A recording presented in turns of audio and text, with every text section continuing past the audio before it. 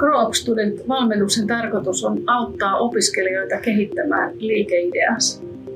Eli opiskelija esittää 3 minuutin tämmöisessä vitsauspuheessa videon avulla oman liikeideansa ja sitten parhaat valitaan jatkoon ja sitten on mahdollisuus saada palautetta siihen omaan ideaansa.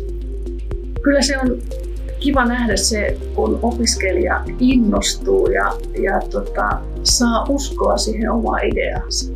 Ja sitten rupeaa ajattelemaan, että ehkä tämä idea ei, mutta voisin jotakin muuta kokeilla. Niin se on ainakin mulle itselleni semmoinen tosi palkitseva. Ilman muuta kannattaa lähteä mukaan, koska tässä voi turvallisessa ympäristössä harjoitella esiintymistä. Tässä voi harjoitella sitä asioiden tiivistämistä, tutustuu uusiin ihmisiin. Esimerkiksi meillä oli hyvät valmentajat tässä menneessä valmennusprosessissa mukana ja heiltä saa vinkkejä. Sitten ehkä kynnys madaltuu ottaa heihin yhteyttä jälkeenpäin ja viedä sitten jotakin uutta ideaa, mikä syntyy eteenpäin.